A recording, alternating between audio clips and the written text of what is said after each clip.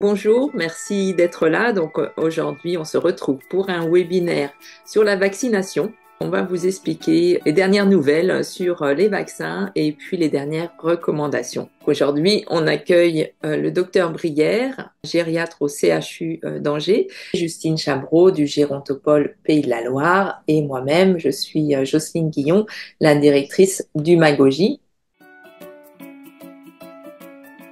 Donc rapidement, les tutonomies, comme vous le savez, c'est une web-série qui est disponible sur YouTube gratuitement pour soutenir les aidants auprès d'un proche en perte d'autonomie. Et ce projet est réalisé depuis 2019 avec des experts du médico-social et c'est soutenu par Malakoff Humanis pour la partie des tutoriels. Et puis depuis 2021, on fait des webinaires mensuels pour ouvrir un espace d'échange et traiter d'autres sujets sur le bien vieillir. C'est soutenu par la CARSAT Pays de la Loire et c'est toujours avec l'expertise des professionnels et du Gérontopole Pays de la Loire. Bonjour à toutes et tous et bienvenue sur ce webinaire qui, comme vous l'indiquez, Jocelyne, va nous permettre de faire le point un petit peu sur les vaccins et notamment les dernières recommandations en date. Au cours de cette session, l'idée, c'est de revenir sur des choses assez simples mais essentielles. Rappeler finalement qu'est-ce qu'un vaccin, à quoi ça sert, quand le faire, contre quoi ça me protège, qui peut vacciner, mais aussi peut-être quels sont les effets secondaires éventuels. Et sans plus attendre, je vais laisser la parole au docteur Olivier Brière, qui est chef de clinique des universités, assistant des hôpitaux et gériatre au CHU d'Angers et qui a une spécialisation sur la prévention et l'infectiologie. Autant vous dire qu'on est entre de bonnes mains sur ce sujet. Merci en tout cas à toutes et tous d'être présents ce matin pour cette présentation. Docteur, c'est à vous. Merci beaucoup à vous deux de m'avoir invité, déjà de m'avoir convié à faire cette présentation. J'ai essayé de faire quelque chose d'assez simple pour que ça soit accessible au plus grand nombre, ce qui n'est pas toujours évident sur un sujet parfois aussi complexe. Donc j'ai prévu de diviser en cinq parties. D'abord, c'est quoi un vaccin? Pourquoi c'est essentiel pour les aider, pour les personnes âgées que vous parfois accompagnez au quotidien, en tout cas pour la majeure partie d'entre vous? Pourquoi c'est important pour les aidants, les professionnels de santé comme la famille, d'être aussi vaccinés? Les dernières recommandations du calendrier vaccinal et quelques idées reçues, craintes qu'on a, qui pourraient être un peu la conclusion, les messages à retenir en tout cas de ma présentation. Donc un vaccin, c'est quoi pour commencer? Alors j'ai repris des images qui sont assez bien faites de l'Organisation mondiale de la santé qui a fait des présentations assez claires sur le sujet, qui est très investi dans différents champs de la vaccination, notamment chez les sujets âgés dans les pays occidentaux comme la France. Et donc à la base, c'est quoi un vaccin? En fait, quand on est infecté par une bactérie, un virus, on appelle ça du coup un agent pathogène, notre corps va avoir l'agent pathogène et va vouloir se défendre face à celui-ci. Donc, il va créer tout un système de mécanismes pour reconnaître la bactérie et construire des défenses qui permettent de lutter contre elle. Parmi ces défenses, ce qu'on retient généralement en première instance, c'est ce qu'on appelle les anticorps, qui sont produits par un certain type de nos cellules immunitaires et qui vont se défendre contre cet agent pathogène. Et au final, si notre corps ne connaît pas cette bactérie, ce virus, il va pas savoir comment se défendre. C'est un peu comme quand il y a la guerre entre deux pays au final et qu'on utilise une nouvelle arme pour attaquer un autre pays. Si on ne sait pas l'arme qu'ils vont utiliser, on va pas savoir comment se défendre correctement. C'est un peu le même principe. Donc en fait là j'introduis l'idée du vaccin. Le vaccin, c'est quoi? C'est introduire dans le corps humain, par injection, en tout cas là généralement, c'est la méthode la plus fréquente, un simili de virus, de bactéries, qui n'est pas nocif pour le corps humain, pour l'être humain, mais qui va permettre de reconnaître le virus, la bactérie, si elle se présente une nouvelle fois plus tard. En fait, on construit des protections pour plus tard. On construit nos murailles pour se défendre plus tard, quand la bactérie et le virus seront plus nocifs, ils viendront essayer de nous mettre à mal, en tout cas. Donc, comment on reconnaît au final sur un micro-organisme, un agent pathogène, une bactérie, un virus? On a une enveloppe. Cette enveloppe, elle est faite plein de petits picots. Et ces petits picots, ils peuvent être reconnus par le corps humain. C'est ça qui va définir. Là, je suis face à une bactérie de la rougeole. Là, je suis face à une grippe. Là, je suis face à un Covid. Et notre corps va du coup, en reconnaissant ces picots, se dire, bon, bah alors, quelle défense je mobilise? Comment je me défends face à ça? Et donc, en fait, le vaccin, c'est quoi? C'est ces petits picots qui sont introduits dans le corps humain et qui vont permettre de reconnaître le virus, la bactérie plus tard. La vaccination, ça date pas d'hier, c'est très ancien. Il y a plusieurs médecins qui avaient travaillé avant Edward Jenner, qui est considéré comme l'inventeur de la vaccination, qui est un médecin anglais, qui avait inventé le vaccin de la variole. Pour la majeure partie d'entre vous, vous ne connaissez pas la variole, puisqu'elle a été complètement éradiquée il y a déjà plusieurs années par la vaccination. D'accord? Donc, Edward Jenner, en fait, il avait trouvé qu'il y avait une bactérie chez les vaches qui ressemblait curieusement à la variole et qui permettait de prévenir les futures infections. Il avait vacciné plusieurs enfants, mais aussi plusieurs adultes, et avait montré qu'il y avait une efficacité. Alors, c'est les études de l'époque, hein, on était au 18e, 19e siècle, donc on n'est pas sur les méthodes actuelles scientifiques, mais déjà à l'époque, on avait compris que en stimulant quelque chose, on arrivait à construire des défenses pour plus tard. Et c'est comme ça que durant le 18e, 19e, 20e siècle, pour la fin, on a éradiqué la variole et qu'elle n'existe plus dans le monde entier. Il y a différents types de vaccins. Alors l'idée, c'est pas de rentrer dans les détails, c'est juste pour que vous puissiez avoir quelques notions. Il y a ce qu'on appelle des vaccins inactivés. C'est un peu comme si on prenait la bactérie, le virus, qu'on tuait la partie nocive et on envoyait une enveloppe vide dans le corps humain. Du coup, on forme le corps humain à reconnaître cette enveloppe vide, mais elle n'est pas nocive pour le corps humain. Il y a un autre type qu'on appelle des vaccins vivants atténués, qui sont beaucoup plus rares au terme de proportion par rapport aux vaccins inactivés, et qui introduisent dans le corps humain une bactérie, un virus, qui est moins nocif, qui a des caractéristiques diminuées par rapport à la bactérie ou au virus classique. C'est le cas par exemple du vaccin de la fièvre jaune. Et c'est pour ça qu'il y a certains vaccins qui ont davantage de contre-indications, qui sont déconseillés chez une partie de la population. Par exemple, quelqu'un qui a une transplantation qui a eu une transplantation rénale, par exemple, dans le passé, ne peut pas être vacciné par un vaccin vivant atténué, il y a trop de risques. Et il y a un autre type de vaccin qui est encore un peu plus rare, qui est un vaccin à vecteur viral. Et là, on introduit un virus dans l'organisme qui va former l'organisme à se défendre contre les prochaines infections. Le vaccin, au final, ce qu'on s'inquiète et ce qu'on voit souvent hein, sur les discours des personnes qui sont plutôt anti-vaccination, qui est une partie non négligeable de la population en France, faut être assez réaliste sur ça, c'est que c'est composé de quatre éléments. L'antigène, donc là, c'est ce que je vous ai expliqué, c'est le petit picot de la bactérie, du virus, qui sert à faire reconnaître l'infection par l'organisme. Donc ça, pour le coup, c'est lié c'est quelque chose de naturel, c'est lié au virus et à la bactérie qu'on essaye de combattre. L'adjuvant, c'est un élément qui est en plus, qui permet d'augmenter l'efficacité du vaccin. La majeure partie du temps, c'est des sels d'aluminium qui sont utilisés depuis plusieurs dizaines, centaines d'années, sans grosse difficulté non plus, et sans effet secondaire important. L'aluminium est tellement en quantité infime qu'il n'y a pas d'intoxication à l'aluminium avec la vaccination, ce qu'on entend parfois dans le discours des personnes qui sont contre celle-ci. Il y a des conservateurs, comme dans les yaourts, comme dans l'alimentation, etc., parce qu'il faut que le vaccin puisse être transportable, puisse subir parfois des changements de température, puisse avoir plusieurs dizaines de mois de conservation avant d'être utilisé, et des stabilisateurs qui ont un rôle un peu similaire aux conservateurs, qui permettent d'éviter que le produit s'altère avec le temps. Comment on conçoit un vaccin? Un vaccin, c'est une procédure qui est très très longue, et c'est pour ça qu'il y a beaucoup de laboratoires pharmaceutiques qui ne font quasiment plus de recherche sur la vaccination, parce qu'elle est considérée comme beaucoup moins rentable et facile à faire que des recherches sur des médicaments.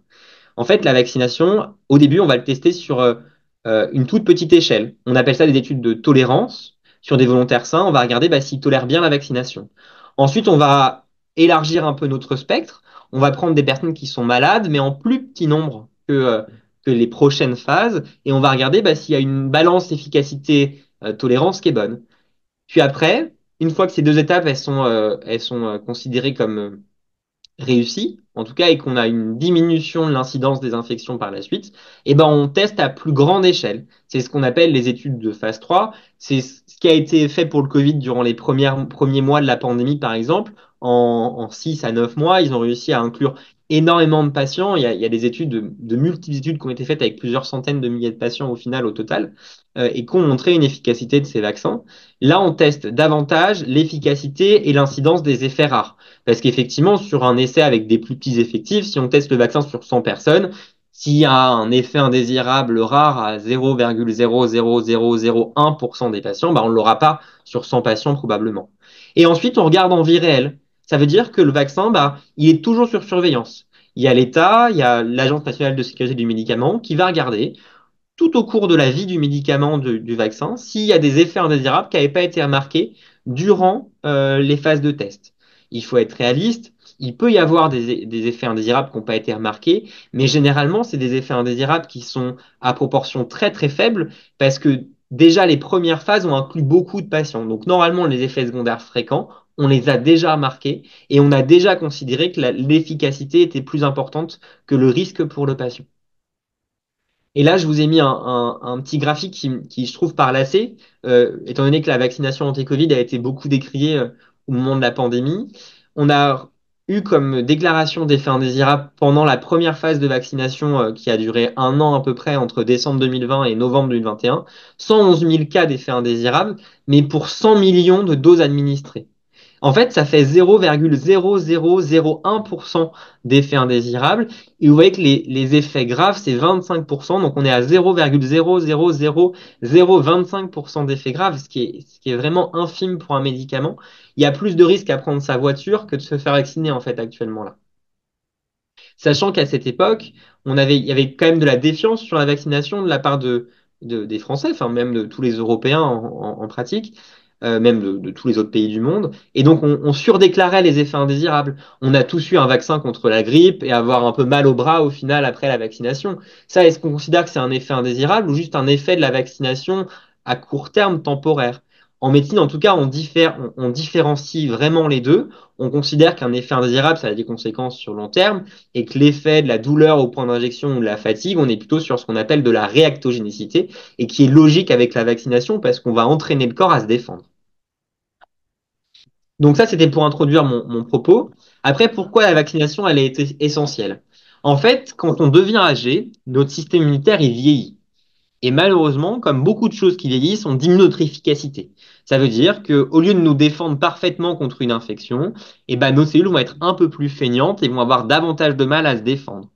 Donc ça veut dire quoi? Ça veut dire qu'on a une augmentation de la susceptibilité aux infections. Si on prend un exemple assez simple, vous aurez plus de grippe grave de grippe tout court chez le sujet âgé que chez le sujet jeune. Parce que le sujet jeune ne va pas forcément se rendre compte, notre corps peut se défendre assez vite contre ce type d'infection et parfois on n'a aucun symptôme qui apparaît. Que chez le sujet âgé, étant donné que nos défenses sont moins importantes, on se rend davantage compte qu'on est infecté et du coup on développe, par le fait qu'on développe davantage de symptômes. Si on prend par exemple un des vaccins qui est utilisé chez la personne âgée, qui est le pneumocoque, on voit bien qu'il y a deux pics d'incidence et c'est les deux pics de patients qui sont fragiles et qui ont un système immunitaire qui n'est pas complètement efficient.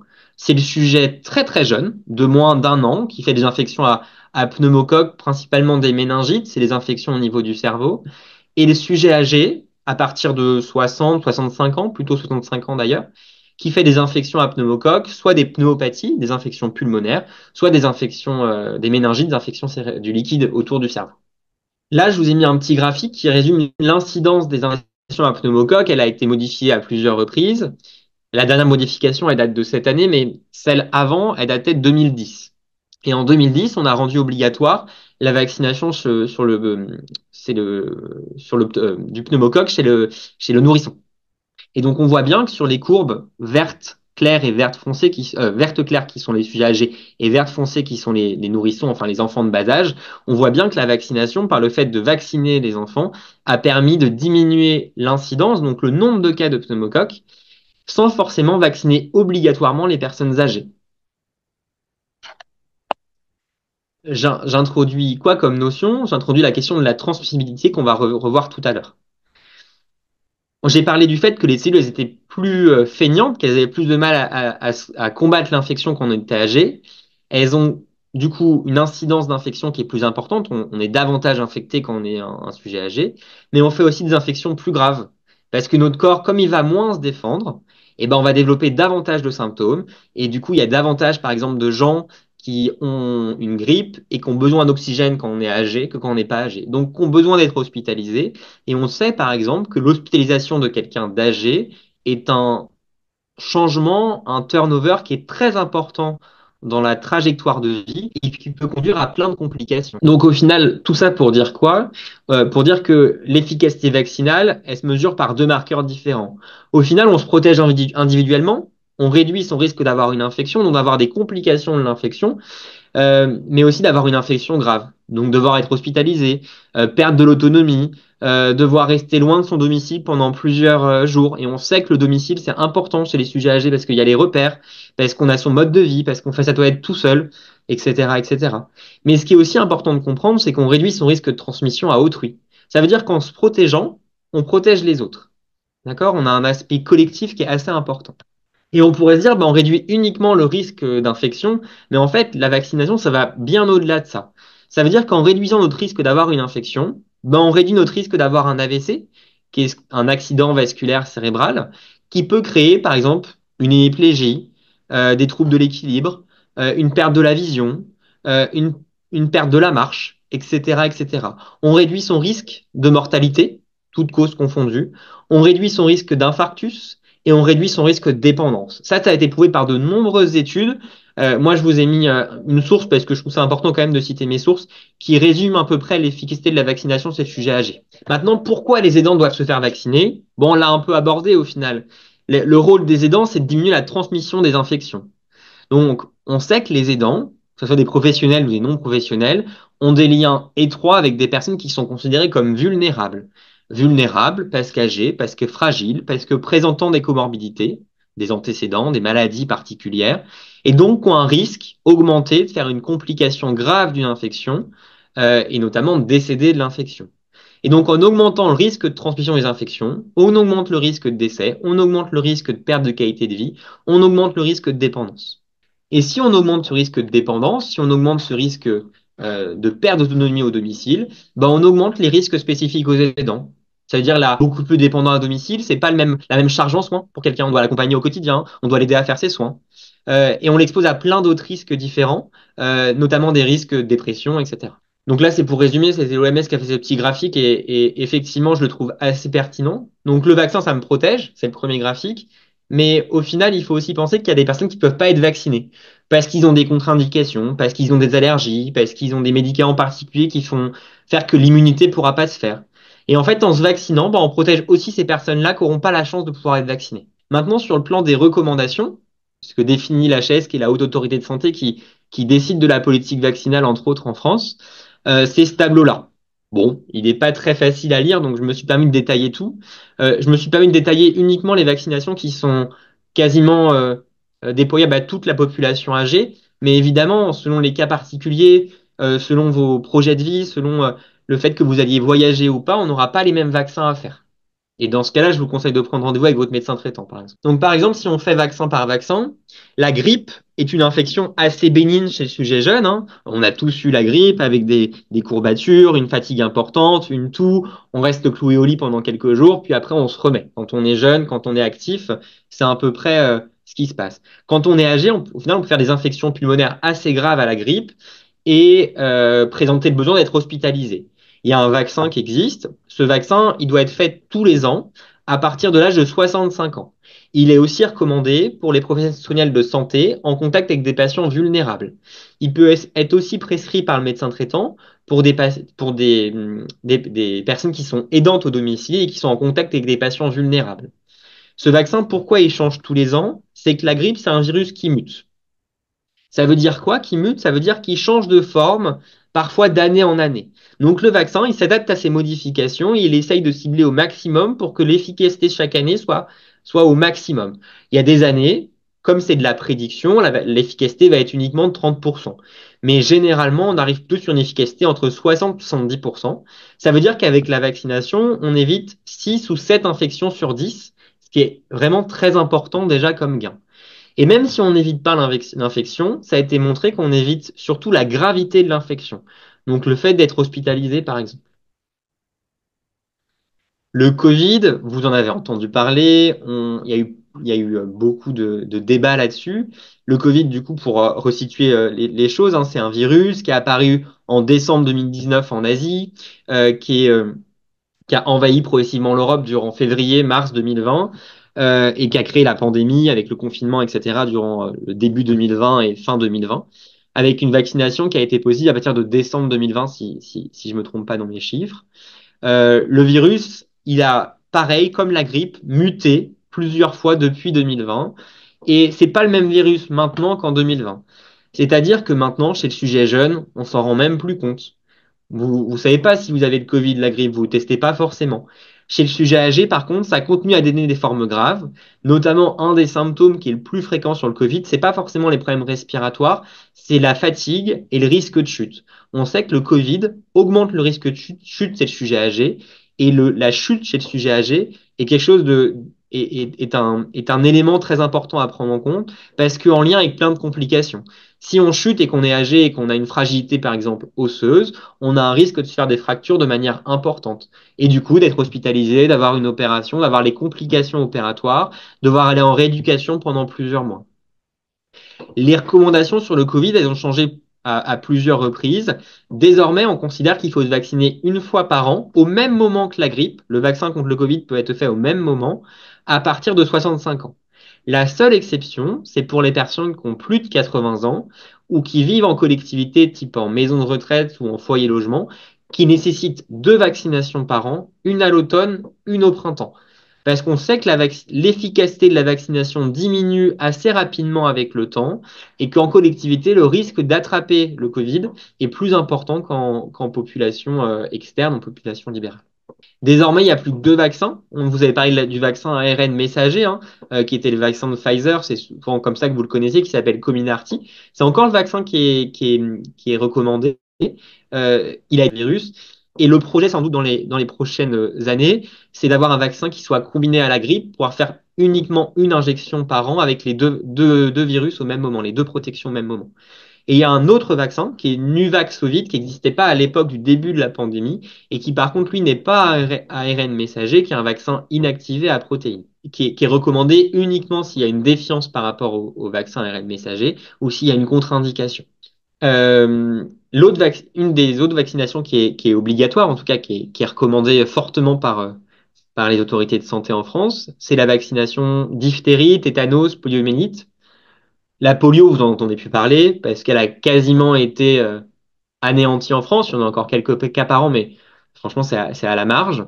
La vaccination, quand on est jeune, à partir de 25 ans, c'est tous les 20 ans. Donc, les professionnels de santé doivent être vaccinés. C'est une vaccination obligatoire pour exercer en tant que professionnel de santé tous les 20 ans. À partir de 65 ans, avec le vieillissement de notre système immunitaire, on considère qu'il faut faire une vaccination tous les 10 ans. Donc, normalement, votre médecin traitant peut vous proposer tous les 10 ans, à 65, 75 ans, 85 ans, 95 ans, 105 ans, 115 ans pour les plus âgés, mais il n'y en aura peut-être pas beaucoup au final, hein, d'avoir une vaccination contre ces différentes bactéries. Le plus gros intérêt, en tout cas, parce que c'est encore une maladie qui circule en France, c'est le tétanos, hein. Le tétanos, il est principalement attrapé par les plaies, notamment le fait de tomber par terre, par exemple, et d'avoir une plaie et d'avoir de la terre ou d'autres choses au niveau de la plaie, ça peut être à risque d'infection. Quelqu'un qui jardine aussi, par exemple, est à risque d'infection au tétanos. Donc ça, c'est un vaccin qui est hyper important.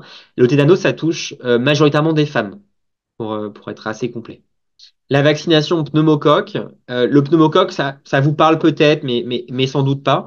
Le pneumocoque, c'est le premier germe qui cause des infections pulmonaires en France. C'est quasiment 50% si mes chiffres sont bons. Et ça crée énormément d'infections pulmonaires qui nécessitent des soins lourds de réanimation. Donc d'être intubé, d'être mis dans le coma pendant plusieurs jours, et majoritairement des sujets âgés ou présentant des antécédents médicaux qui sont importants. Par exemple, si vous êtes suivi pour un problème cardiaque, si vous êtes suivi pour un diabète, si vous êtes suivi pour un problème respiratoire, même juste de l'apnée du sommeil en tant que tel, c'est un facteur de risque d'avoir une infection à pneumocoque grave. Une insuffisance rénale aussi. Il y a beaucoup de patients âgés qui ont une insuffisance rénale, même s'il n'y a pas forcément d'insuffisance rénale grave. Et donc, cette bactérie-là est à critère de gravité important pour le sujet âgé et nécessite de se prévenir contre cette bactérie. Les recommandations, elles ont évolué cette année. Avant, c'était un peu compliqué. On faisait un vaccin une fois, puis un vaccin 8 semaines après, puis on faisait un rappel 5 ans plus tard avec uniquement un des 2 vaccins. Là, ils ont simplifié tout. Maintenant, c'est un seul vaccin qu'on appelle Prevnar 20. Ça veut dire qu'il est efficace contre 20 souches différentes du pneumocoque. La vaccination, elle se fait en une seule fois avec un rappel tous les 5 ans. Donc, c'est assez simple. Ça commence à être diffusé sur le plan au niveau des pharmacies, au niveau des établissements de santé. On a accès désormais à ce vaccin et on peut le proposer. Il faut savoir que sur la population française éligible, on a seulement 5% des patients éligibles qui sont vaccinés. Non, pardon, 0,5% des patients éligibles qui sont vaccinés. Et chez les patients qui sont immunodéprimés, donc qui ont encore une indication plus forte d'être vaccinés, on est uniquement à 5%. Donc on a une marge de manœuvre qui est très importante. Et il faut savoir que la majeure partie des patients qui sont hospitalisés pour pneumopathie en réanimation ou dans des services lourds, c'est à cause du pneumocoque. Donc on a un réel enjeu de santé publique là-dessus. Et il faut absolument sensibiliser nos patients, nos aidés, en tout cas nos aidants à cette problématique-là. Et il faut qu'on fasse mieux. On ne peut pas rester sur ce type de constat. Alors là, je vais vous parler de deux vaccinations qui sont beaucoup plus récentes et où on a acté le fait qu'il fallait faire ces vaccins, mais actuellement en France, ils sont pas remboursés. Ça va venir dans les prochains mois, mais il y a encore des négociations entre l'assurance maladie et les laboratoires concernés. La vaccination VRS, c'est un virus qui donne fréquemment aussi des infections pulmonaires. Il donne plus facilement des bronchiolites que vous devez peut-être connaître chez l'enfant, avec un vaccin qui est maintenant en route depuis un ou 2 ans, parce que c'est pas mon domaine de prédilection, du coup, le sujet est très jeune. Désormais, ils ont testé le vaccin sur des sujets âgés, avec un vaccin qui est légèrement différent. Pour l'instant, ils recommandent une seule injection, systématique pour les moins de 75 ans, et uniquement pour les plus de 65 ans qui ont un problème cardiaque ou un problème respiratoire. Actuellement, il n'est pas remboursé, il faut compter un coût de 130, 150 euros. Il n'est pas accessible à toutes les pharmacies. Voilà, je vous le dis, ça va venir dans les prochains mois. Là, ça va se débloquer. Ils pensaient débloquer les choses avant fin d'été, début d'automne, et au final, ça traîne un peu, je pense, avec les différents changements de gouvernement et changements de gouvernance. Mais ça va arriver, je pense, durant l'hiver. Et la vaccination anti-zostérienne, vous devez, je pense, avoir tous l'image de ce que c'est un zona, parce qu'il y a beaucoup de patients âgés qui ont ce type de maladie. Le zona, au final, c'est un virus qui est assez proche de la varicelle qu'on connaît chez l'enfant, hein, qui donne des petits boutons partout. Le zona, c'est un virus du coup qui est proche et qui donne des boutons sur uniquement une partie du corps. Généralement, ça suit un trajet nerveux parce que c'est le nerf qui diffuse ce virus. Ça touche majoritairement des sujets âgés parce que c'est en lien avec l'affaiblissement du système immunitaire. Et la difficulté, c'est pas l'épisode de zona en lui-même qui est douloureux, qui nécessite des soins, parfois des infections par une infirmière, mais en pratique, cet épisode elle dure 10 jours, 15 jours maximum. C'est qu'en fait, les zonas, ça donne sur une partie non négligeable de la population des douleurs après l'infection qui peuvent durer pendant plusieurs années, plusieurs dizaines d'années. On appelle ça des douleurs post-zostériennes, post-zona, qui sont des douleurs neuropathiques qui sont liées au fait que le nerf s'abîme par le fait que le virus est passé par ce nerf. Et ces douleurs, elles sont très compliquées à soulager. Du coup, il y a quelques années, il y a même plusieurs dizaines d'années, ils ont essayé de développer un vaccin qui était le Zostavax, qui était un vaccin qui diminuait l'incidence du zona. Ça, pour le coup, c'était plutôt bénéfique, mais qui diminuait aussi l'incidence des douleurs post-zona. Donc, il y avait une amélioration de la qualité de vie qui était importante par la suite. Ce vaccin, il était recommandé uniquement pour les patients qui avaient 65 à 74 ans. Il n'avait pas été testé de manière assez large pour la population qui était plus âgée. Il y a un nouveau vaccin qui a été testé maintenant il y a quelques années, hein, parce que les études datent de 2022-2023, si je dis pas de bêtises. C'est le Shingrix, qui est un autre vaccin développé par un autre laboratoire, et qui, lui, pour le coup, est recommandé pour tous les patients de plus de 65 ans depuis cet été. Et c'est la même problématique que le VRS que j'abordais tout à l'heure. En fait, pour l'instant, il n'est pas remboursé. Les négociations sont toujours en cours entre l'assurance maladie et le laboratoire. Et pareil, ça va sortir dans les prochains mois. C'est le même coût que le vaccin contre le VRS, une centaine d'euros encore à dépenser. Donc pour l'instant, il est peu accessible à notre population d'aidés. Donc là, j'ai mis à jour le calendrier vaccinal. C'est lourd, c'est beaucoup d'informations et je pense que le fait que le webinaire soit en replay va peut-être aider à assimiler toutes ces informations qui sont pas forcément faciles à retenir du premier coup d'œil. Et maintenant, je voulais faire un petit point sur les idées reçues et les craintes sur la vaccination. Donc, pour résumer un peu la présentation, on dit souvent que les vaccins ne sont pas efficaces chez la personne âgée. En fait, si, ils sont efficaces, c'est juste que notre système immunitaire est plus faible. Donc, comme le vaccin va permettre de construire des défenses immunitaires, elles vont être plus importantes que s'il n'y avait pas de vaccination, mais elles vont être moins importantes que si on avait vacciné quelqu'un de jeune.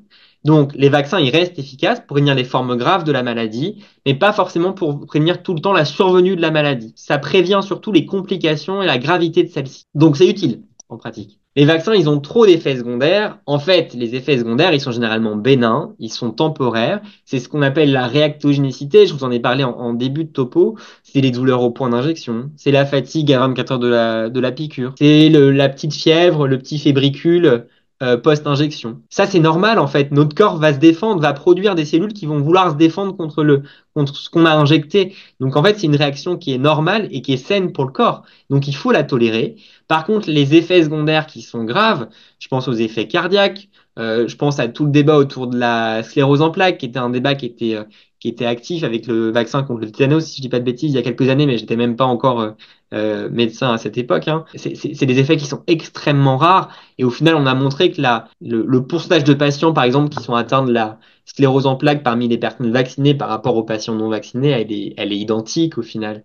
Il y a pas de différence d'incidence, de prévalence. Donc c'est vraiment à la marge. Donc le bénéfice est bien plus important que le risque en tout cas, hein. C'est ce que je vous montrais avec le petit graphique sur le Covid de l'OMS tout à l'heure.